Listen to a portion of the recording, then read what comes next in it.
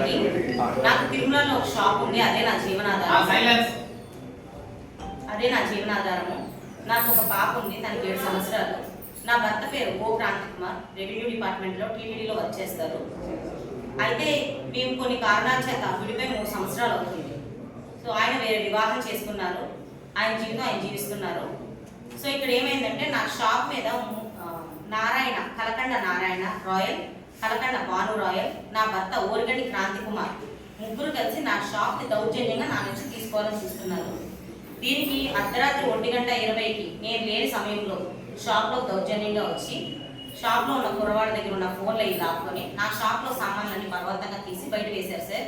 ఆ సమయంలో నేను, ఇది జరిగి 27వ తేదీ, ఆ సమయంలో నేను 112కి కాల్ చేసి ఇన్ఫార్మ్ చేయగా పోలీసు వాళ్ళు వచ్చి అతను అక్కడికి తీసుకెళ్లారు. దానికి సంబంధించిన వీడియో ఫుటేజ్ నా దగ్గర ఉంది. ఈ కలకండ నారాయణ అనే వ్యక్తి నా పక్కన షాప్ సార్, ఆయన కొండ మీద లీజులు తీసుకొని షాపులు ఇట్లా చేశారు. బట్ ఇప్పుడు నా షాపుని అతను కొనుక్కోవాలని నా భర్తకు 10 లక్షల రూపాయలు డబ్బిచ్చారు.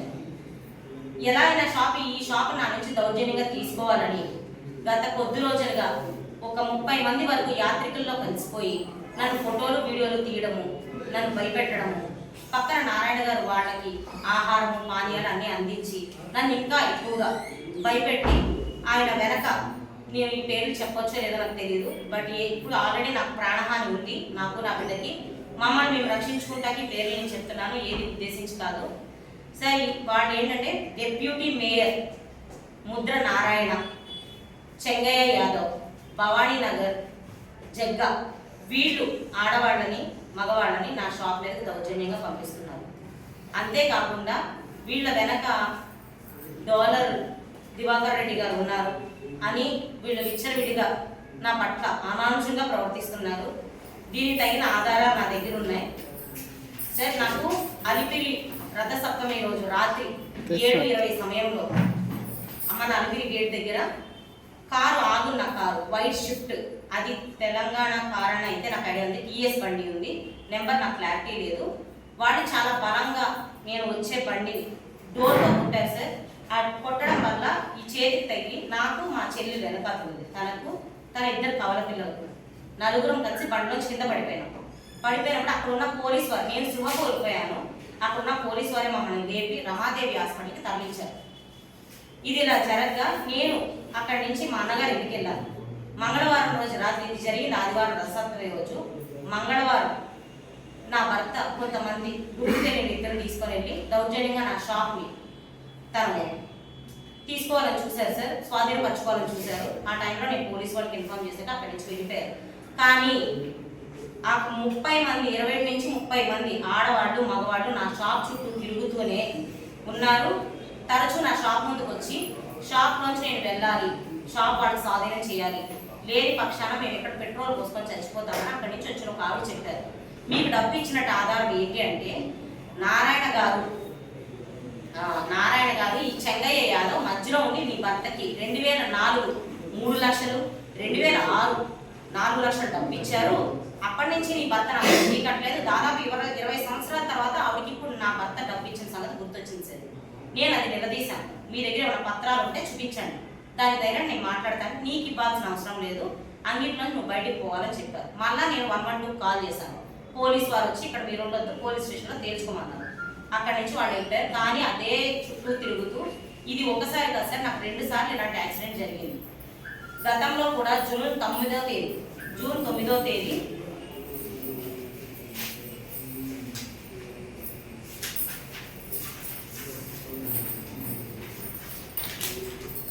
ఇదిగోండి సార్, నా భర్త క్రాంతి కుమార్, మేము విడిపోయి 3 సంవత్సరాలు అవుతుంది. తను ఇప్పుడు నన్ను మోసం చేశారనో, తను నాతో కలిసి బతకాలనో నేను ఈ ప్రెస్ మీట్ పెట్టట్లేదు. నాకు నా బిడ్డకి ప్రాణహాని ఉంది. నాకు జీవనాధారమైన నా షాపును నా నుంచి దౌర్జన్యంగా తీసుకోవాలని చూస్తున్నారు. ఇది కూడా సార్, నా భర్త తరచూ వచ్చి అంగడి కాడికి వచ్చి నన్ను కొట్టేవారు. సరే తిప్పేస్తే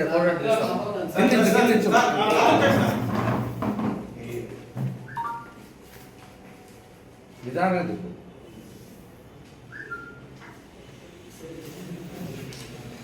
కొట్టేవారు సార్. ఈవిడ యశోద అంటే సార్, ఈవిడి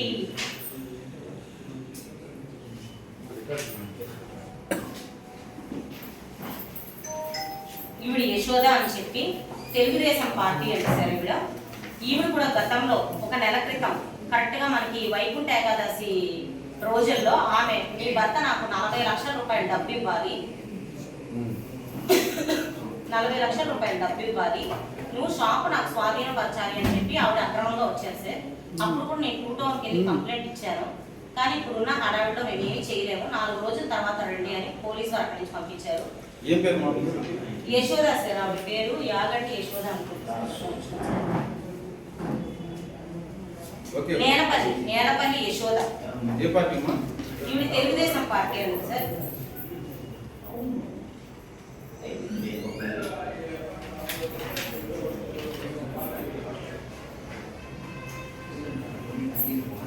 దించమా కొద్దిగా దించు. ఫోటో అలా పెట్టుకొని అట్లా ఆర్డర్ పెట్టింది. నేను వచ్చి నా షాప్ ముందు దౌర్జన్యంగా కూర్చొని నీ భర్త మాకు 40 లక్షల రూపాయలు డబ్బు ఇవ్వాలి, మీరు అంగడి మాకు మీరు ఈ వడ్డీ కట్టలేని పక్షాన నీ షాప్ని మాకు స్వాధీనం చేస్తానని నీ భర్త చెప్పారు. ఇది అంగడి నీ భర్తది, నీరు కాదు అని ఆమె వచ్చింది సార్. ఆమె వచ్చి బాండ్ ఇచ్చారు.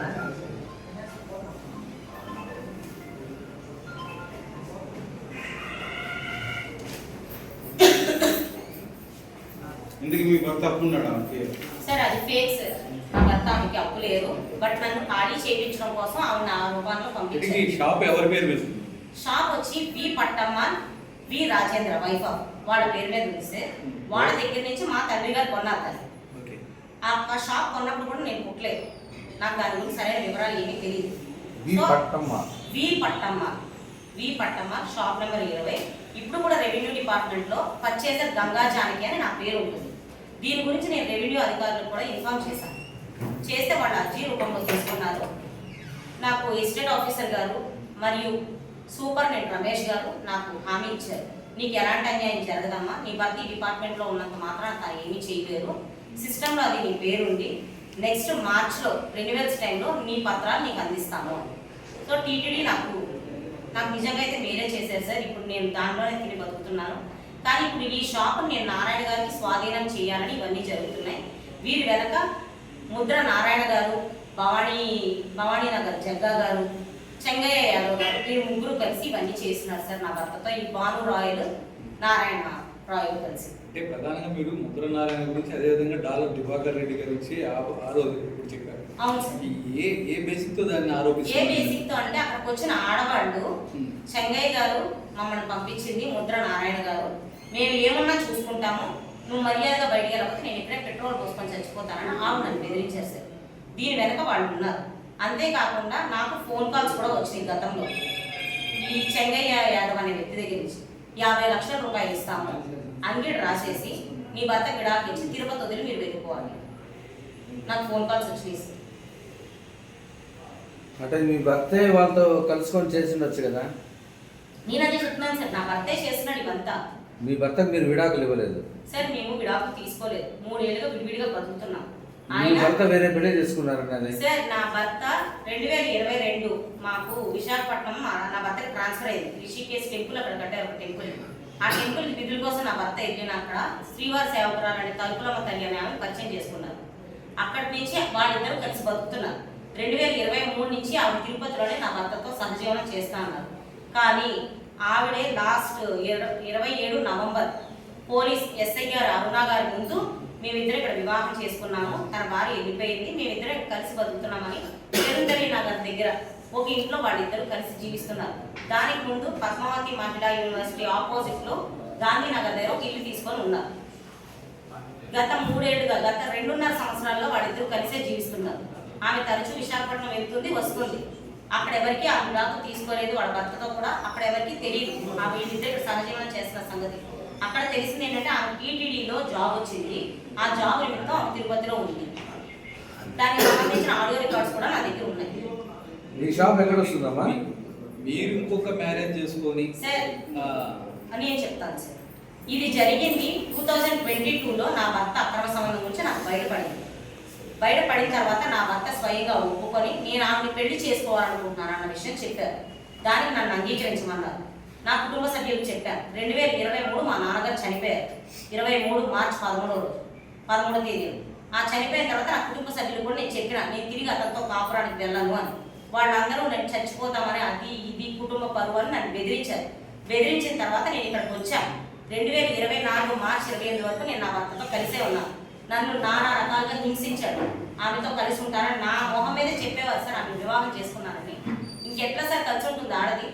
కుటుంబ సభ్యులు ఈ సమయంలో ఏ ఆడదానికి సాయం చేశారు? వీళ్ళకి పరువు మర్యాదలే కావాలి. ఇంట్లో ఆడది ఎట్లయినా చచ్చిపోవచ్చు, మొగోడు ఎన్ని తప్పులైనా చేయొచ్చు, కానీ ఆడది గడప దాటుకోదు. ఇప్పుడు నేను చేసింది ఏంటంటే నేను వెళ్ళిపోయాను. నాకు వాడొద్దు. నాకు ఇంట్లో ఉన్నప్పుడే ప్రాణహాని ఉందని నాకు తెలుసు. నా బిడ్డతో బతికితే చాలనుకున్నా నేనే ఒక ఫోటో తీసి నా చెల్లిని పంపించి అతను పంపించి నా జోలికి రావద్దు, అతను వేరే పెళ్లి చేసుకున్నాను నేనే చెప్పాను. అందుకనే అతను వివాహం చేసుకోకుండా ఆమెతో ఉన్నా కూడా నేను ఈ రోజు వరకు అతని మీద రియాక్షన్ తీసుకోలేదు. సరే సార్, నాతో మాట్లాడిన ఆడియో రికార్డు ఆ ఫోటో 2024 మేలోనో జూన్లోనో పంపించింది సార్. అప్పటి నుంచి ఇప్పటి వరకు ఎందుకు యాక్షన్ తీసుకోలేదు నా మీద? లీగల్గా యాక్షన్ తీసుకోవచ్చు కదా సార్. ఇప్పుడు అన్ని విడాకులు ఇవ్వలేదు, నేను మరో వివాహం చేసుకుంటే నా మీద యాక్షన్ తీసుకోవచ్చు కదా. మీరు ఫ్యామిలీ కోర్టు పోవచ్చు కదా, ఎందుకు? ఏంటి సార్? ఫ్యామిలీ కోర్టును ఆశ్రయించి లీగల్ గా మీరు విడాకులు సార్, తను రెవెన్యూ డిపార్ట్మెంట్ లో పనిచేస్తున్నారు. నా పేరు మీద ఒక షాప్ ఉంది. నా ఆస్తి కోసం తను నాతో కలిసి ఉండాలని చూశారు. ఇప్పుడు ఎందుకు సార్ ఆయనకి ఏ సంబంధం లేని ఒక షాప్ మీద తన వారసుడు నేను ఎలా వచ్చింది సార్? ఒక్క నిమిషం సార్. కదా సార్, ఇప్పుడు నేను చూపించేది ఏంటంటే పేపర్ అందులో ఇది బి పట్టమ్మ బి రాజేంద్ర వారి షాప్ నెంబర్ 20. ఇది మేము కొన్నది. ఇది పక్కన పెడతాం కాసేపు. ఇప్పుడు ఓరుగంటి క్రాంతికుమార్ గారు గత 4 తరాలుగా ఉద్యోగంలో ఉన్నారు. ఫస్ట్ ఓరుగంటి జయరామ్ నాయుడు వాళ్ళ గ్రాండ్ ఫాదర్ ఫస్ట్ పనిచేసింది ఆయన గార్డెన్. ఆయన మరణాంతరం ఆయన భార్య ఓరుగంటి పద్మావతం, వీళ్ళు కదా తాతయ్య నానమ్మ. ఓరుగంటి మునిరాజు అనేది వాళ్ళ తండ్రి గారు. వాళ్ళ తాతగారు చనిపోయిన తర్వాత వాళ్ళ తండ్రి గారికి ఆ ఉద్యోగం వచ్చింది. వాళ్ళ తండ్రి తర్వాత వాళ్ళ అమ్మగారికి వచ్చింది, యశోదమ్మ గారికి అదే ఉద్యోగం. సో ఆవిడ అటెండర్గా కూడా వర్క్ చేశారు. వీరిద్దరు మరణాంతరం తర్వాత నా భర్త క్రాంతికుమారికి 2010లో ఈ ఉద్యోగం వచ్చింది. యశోదమ్మ గారు 2008లో చనిపోయారు. 2010లో నా భర్తకి డిసెంబర్లో ఈ ఉద్యోగం వచ్చింది. సరే, ఇప్పుడు ఓరుగంటి క్రాంతికుమార్ కాస్త బి పట్టమ్మ వారసుడు ఎట్లయినాడు సార్? మీరు ఆలోచించండి. తను ఏమంటున్నారంటే ఓ కాస్త వి అయిపోయింది, మిస్టేక్ అయిపోయింది. సరే సార్, నేను ఒప్పుకుంటాను, ఓ కాస్త వి అయిపోయింది. నానమ్మ తాతయ్య కూడా మారిపోతారా సార్? ఒక ఇంటికి ఎంతమంది నానమ్మ తాతయ్యలు ఉంటారు సార్? ఇద్దరేసి ఉంటారా? నేను అదే అడిగాను సార్. పోనీ మీ తాతగారు ఏమన్నా 2వ వివాహం చేసుకున్నారా? చేసుకుంటే వీళ్ళ తాతగారి పేరు కదా సార్ ఉండాలి సర్టిఫికేట్లో. మళ్ళా రాజేంద్ర ఎందుకు వచ్చాడు సార్ మధ్యలోకి? సార్ ఇది ఫేక్ అని ఇక్కడ మీకు అర్థమవుతుందా? సో దీన్ని అడ్డం పెట్టుకొని ఈ ఒక సర్టిఫికేట్ తీసుకొని నా దగ్గర ఆఖర్ లైసెన్స్ పేపర్లు దొంగిలించి ఇంట్లో మేము కలిసి ఉన్న టైంలో ఆ కొన్ని పేపర్ని ఈ సర్టిఫికేట్ని పట్టుకొని తరచూ వచ్చి దౌర్జన్యం చేస్తున్నారు. ఓ క్రాంతి గారికి ఆల్రెడీ అక్కడ ఒక షాప్ ఉంది, రుప్పునమ్మ అన్న పేరుతో ఉంటుంది. సో జనాల్లో అది ఎట్లయిందంటే స్థానికంగా రుప్పునమ్మ పట్టమ్మ ఒకటే అనే ఇదిలో వెళ్ళిపోయింది. సో అక్కడ ఉన్న స్థానికులు ఏమంటున్నారంటే తెలిసిన వాళ్ళు కొంతమంది అవును వాళ్ళ అబ్బాది అనే స్థానికంగా అట్లా వచ్చిందనమాట ఆ పేరు. ఇక్కడ నేను మీకు ఏమాత్రం సందేహం ఉన్నా నన్ను అడగచ్చు సార్. మీరు ప్రధానంగా ఇప్పుడు ఏం డిమాండ్ చేస్తారు సార్? నేను ప్రధానంగా డిమాండ్ చేసేది ఏంటంటే నారాయణ రాయల్ని, భాను రాయల్ని, నా భర్తని అరెస్ట్ చేయాలి. ఇలా మరోసారి నా మీద దాడులు చేయడానికి కానీ నా షాప్ పట్ల దౌర్జన్యంగా ప్రవర్తించడానికి కానీ మరోసారి ఇలాంటి చర్యలు జరగకూడదు. నేను అందుకనే నేను సీఎం గారికి, డిప్యూటీ సీఎం గారికి, నారా లోకేష్ గారికి ఈ విషయం తెలియాలి అని నేను ట్విట్టర్లో పెట్టినా. అది ఎలా ఇన్స్టాలోకి వచ్చిందో ఎలా పాపులర్ అయిందో నాకు తెలియదు, నిజంగా నాకు తెలియదు. నేను మధ్యాహ్నం వరకు ఆ వీడియోని డిలీట్ చేయమని నా భర్త చాలా ఒత్తిడి చేస్తున్నాడు. దానికి వాడు చూపించింది. ఒక్క నిమిషం సార్ మాట్లాడచ్చారు కాల్. ఎవరితోమ్మా? షాప్లో కుర్రోడు ఎప్పుడు ఫోన్ చేస్తున్నాడు సార్.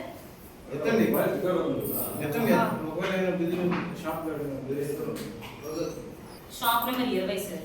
ఎక్కడ? కరెక్ట్గా PS5 బిల్డింగ్ ఇప్పుడు వెంకటాద్రి లైన్ కట్టారు కదా సార్, దాని పక్కనే మనకి నందిని మిల్క్ పార్లర్ ఉంటుంది. ఆ నందిని మిల్క్ అయ్యా షాప్ పేరు ఏమంటారు? ఏరియా పేరు? CRO parking. అదే పైనుంచి కింద ఇచ్చున్నారు. వారసత్వరీత్యా ఎత్తుకుంటే వాడు ఓరుగట్టి వాడు వేరే ఇన్షియల్ కదా. అవును సార్. మరి ఆయనకి హక్కు లేనప్పుడు మీరు ఎట్లా క్లెయిమ్ చేస్తారు ఆ ప్రాపర్టీని? నేను క్లైమ్ చేయడానికి నేనేమి క్రాంతి కుమార్ నా భర్త ఆయన ఆస్తి నాకు కావాలని రాలేదు సార్. ఆయనకి 1982లోనే మా ఫాదర్ కొన్నారు దాన్ని.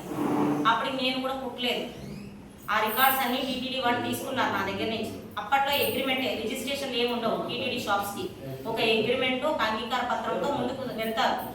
అలా అంగీకార పత్రం ఏదైతే మేము రాసుకున్నామో మార్చ్ 18వ తేదీ 2024 సంవత్సరంలో నారాయణ చౌదరి గారు ఏఈఓ గారు, మునికుమార్ గారు సూపరింటెండెంట్ గారు, PO4 మురుగేష్ గారు నా దగ్గర నుంచి ఆ పత్రాలు, మా నాన్నగారు చనిపోయిన డెత్ సర్టిఫికెట్, మా ఫ్యామిలీ మెంబర్ సర్టిఫికెట్, ఈ అగ్రిమెంట్ లెటరు, నా ఓల్డ్ ప్రొసీడింగ్స్ తీసుకున్నారు. ఈ 3 వాళ్ళ దగ్గర పెట్టుకొని ఓల్డ్ ప్రొసీడింగ్స్ మా నాన్నగారు ఆధార్ కార్డు, నా ఆధార్ కార్డు నా చేతికి ఇచ్చి 10-15 రోజుల్లో ప్రొసీడింగ్స్ వస్తాయని చెప్పారు. కొన్ని సాంకేతిక కారణాల వల్ల అవి పెండింగ్ పడి ఇప్పటికీ కూడా 120 మందికి ప్రొసీడింగ్స్ రాలేదు. ఇప్పుడు నెక్స్ట్ మార్చిలో అవి వస్తాయని మాకు చెప్పారు. మీరు రికార్డ్స్లో కూడా టీటీడీ రెవెన్యూ డిపార్ట్మెంట్ వెళ్తే కూడా సిస్టంలో వి పట్టమ్మ పర్చేజర్ గంగా జానకి అని నా పేరు ఉంటుంది. 2023 మా నాన్నగారు చనిపోయారు. దానికి ముందు కూడా ఆయనకి ఆరోగ్యం బాగోలేదు. 2015లో మా అమ్మగారు చనిపోయారు. ఇదే తిరుపతిలో స్విమ్స్లో 10 రోజులు రావలేదు. ఏప్రిల్ 4 అంటే మార్చ్ అంతా ఆమె ఇక్కడ స్విమ్స్లోనే ఉన్నారు. హాస్పిటల్లో అది ట్రీట్మెంట్ తీసుకున్నారు. అది సార్. మీరు ఒక్కరి సంతానమా వాళ్ళకి? లేదు సార్, నాకు 2 చెల్లెళ్ళు ఉన్నారు. కాకపోతే ఏంటంటే వాళ్ళిద్దరూ మా పెద్దనాన్న గారి ఇంట్లో పెరిగారు. వాళ్ళు రాజమండ్రిలో ఉంటారు. వాటి బాధ్యతలన్నీ మా అన్నగారు తీసుకున్నారు. కుక్క గంగారావు గారు మా పెద్దనాన్న గారు, ఆయన కుమారుడు కుక్క తాతబ్బాయి గారు. అంటే మీరు మీ నాన్నగారికి 3 అమ్మాయిలు? 3 అమ్మాయిలు. బట్ ఉండేది నేను ఒకటే, మా నాన్న అమ్మతో కలిసి. ఓకే. వాళ్ళిద్దరూ మా అన్న దగ్గర ఉంటారు. ఇప్పుడు మీ నాన్న అమ్మ కలిసి 83లో షాప్ కొన్నారు. 82లో కొన్నారు. ఎవరి దగ్గర? పట్టమ్మ రాజేంద్ర వాళ్ళ దగ్గర. 82 ఆగస్టులో మేము కొన్నాము. ఓకే, మీరు కొన్నారు. మీరు ఎలా లీగల్ అవుతుంది మీ నాన్న దగ్గర నుంచి? మా నాన్నగారికి నేను వారసురాలుగా అది ఇక్కడ నాకు ఇచ్చారు సార్. అంటే మీకు రాసిస్తూ మీరు ఏమైనా రాస్తారా? మాకు రాసిస్తూ కాదు, ఆయన అగ్రిమెంట్ కొన్నారు. కొన్నదే టీటీడీ తీసుకుంది. ఆయన వారసత్వంగా ఆ మొదటి పెద్ద కూతురు నేను. మా చెల్లెళ్ళు ఇద్దరు మా దగ్గర లేరు. మా పెద్దనాన్నగారు వాళ్ళ ఇంట్లో ఉండేవారు. దానికి వాళ్ళకి రాజమండ్రిలో ఉన్న గృహాన్ని వాళ్ళకి ఇచ్చారు. అంటే మీరు ఓవరాల్ గా చెప్పేది కాకుండా అగ్రిమెంట్ రూపంలో కానీ ఇది నా ఆస్తికి వారసురాలు ఈమె అని కానీ అని మా ఫ్యామిలీ మెంబర్ సర్టిఫికేట్ ద్వారా నిర్ధారించి నా పేరుని సిస్టంలోకి ఎక్కించారు. గిఫ్ట్ డీడ్ అలాంటిది ఏం లేదు? లేదు సార్. నా తదనానంతరము నా పెద్ద కుమార్తె అయినా మీకు చెందుతుంది అని రాయండి కానీ మాకు ఒక బిల్డింగ్ ఉంది. అది ఇది కాదు. ఆ ఫ్యామిలీ మెంబర్ బేస్ చేసుకొని తీసుకున్న సర్టిఫికెట్లు అన్ని వాళ్ళ దగ్గరే ఉన్నాయి, ఒరిజినల్స్. లీగల్ హెయిర్ గా ఇచ్చింటారు అంతే.